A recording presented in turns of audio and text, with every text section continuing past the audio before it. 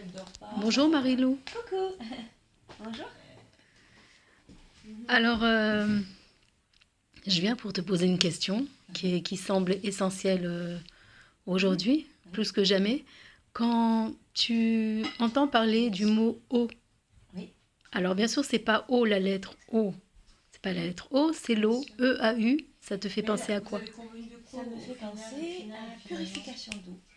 Ça me fait penser que ce serait vraiment bien de boire une eau qui soit purifiée, dynamisée, comme on aimerait la boire à l'eau de source naturelle. Ah, c'est excellent. Et donc, autant prendre l'eau du robinet. Ah, l'eau du robinet, malheureusement, elle est très mal filtrée. Elle comporte beaucoup de pesticides, d'hormones, de virus, de bactéries.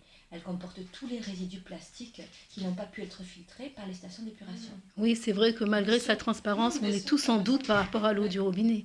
Et on a un doute qu'on ne sait pas toujours comment, si c'est précis, si c'est un doute qui est justifié ou pas. Et donc, est-ce que tu peux nous expliquer un peu plus les différences de l'eau du robinet et de l'eau de l'eau filtrée? En fait, on peut déjà voir deux choses. Quand on se lave, on peut ressentir déjà que l'eau pique, qu'elle accroche, qu'on a la peau rêche, que les cheveux sont pas très bien. Donc là, on a une idée de ce que ça peut être l'eau. Quand on est dans certains endroits, on peut même sentir à un moment donné l'odeur du chlore. Donc là, vraiment, on sent que dans les traitements, il y a des choses qui ne sont pas bonnes pour notre corps. Mais je t'interromps tout de suite parce que tu parles de ressenti. Honnêtement, je pense que c'est quand même dur de ressentir tout ce que tu dis. C'est-à-dire qu'il y a des gens plus sensibles, il y a beaucoup de gens qui veulent une très bonne eau parce que justement ils ont les yeux irrités, la peau irritée, ça les gratte et ils se sentent pas bien. Après, en ce qui concerne l'eau du robinet, si on n'a pas un goût très développé ou un odorat très développé, on s'en rend peut-être pas compte, mais quand on boit l'eau filtrée, dynamisée, comme une eau de source, là on se dit c'est celle-là que je veux, parce que celle-là elle a vraiment un goût de source, comme elle devrait toujours être une eau originelle. Et comment on peut reconnaître cette différence au moment où on change d'un statut à l'autre? On va le sentir tout de suite. On va comparer le verre d'avant et le verre d'après. Le verre d'avant, on ne le goûtera plus jamais. D'accord, donc il y a avant et après l'eau filtrée. C'est ça.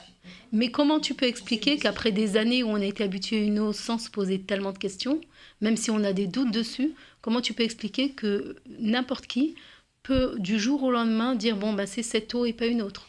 Comment cette reconnaissance, elle vient d'où? Elle vient de notre instinct, de notre humanité, elle vient de on va dire de nos sens qui étaient endormis. Mais quand les sens se réveillent avec quelque chose de très bon, comme quand on mange un très bon fruit ou quelque chose qui a été cultivé avec amour, et bien quand on sent cette eau-là, on a juste envie de la boire et on ne veut pas boire autre chose. On ne veut boire que de la bonne eau. Après, quand dans les restaurants, on vous sert une eau qui sort du robinet, ben on ne la boira pas. Ok, ça paraît excellent comme réponse, mais maintenant je te pose une autre question. Oui.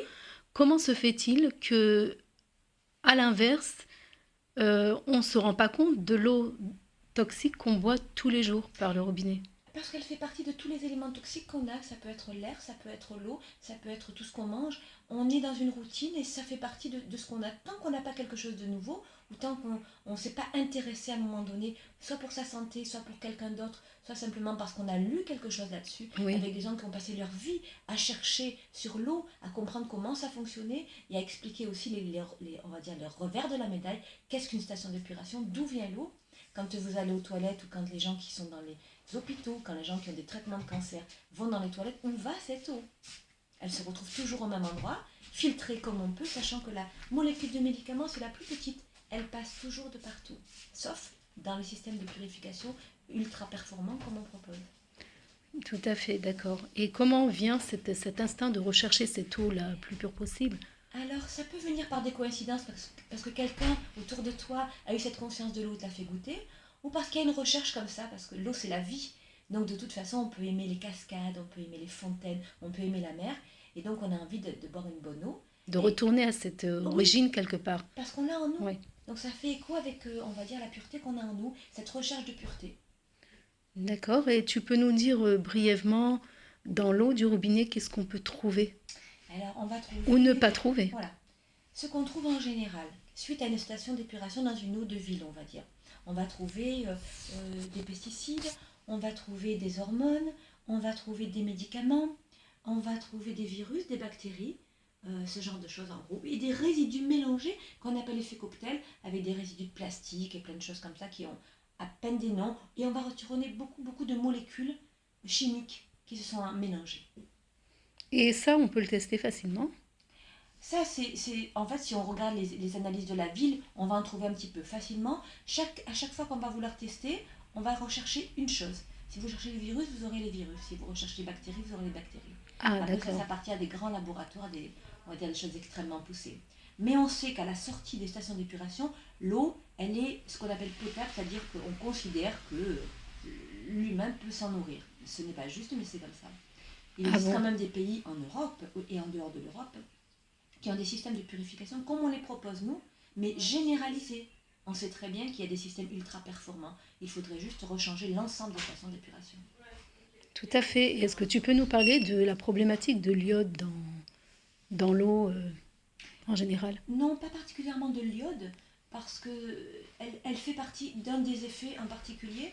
On va dire, pour nous, ce qu'il y a de plus néfaste, c'est toute cette combinaison. Parce qu'en fait, mettons, ce qu'on retrouve surtout, qui est très néfaste pour nous, c'est tout ce qui est hormones et médicaments. Parce que ça nous rend toujours un peu plus résistants.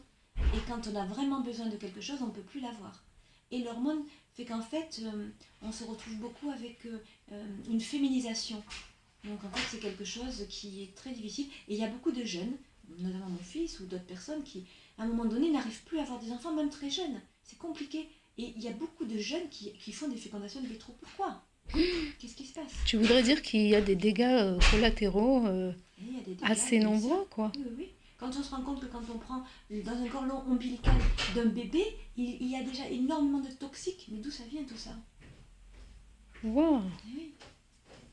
Plus on se renseigne et plus on a des informations. c'est Il y ça. a de grands médecins qui sont interviewés de partout dans le monde et qui expliquent ça. Oui. À la naissance, il y a beaucoup de bébés, on ne sait plus si c'est des garçons ou des filles. C'est extrêmement... Les animaux, les humains, ils sont obligés de leur faire des piqûres pour pousser une détermination, mais c'est contre nature, donc ça a des effets quand même sur le développement de l'enfant.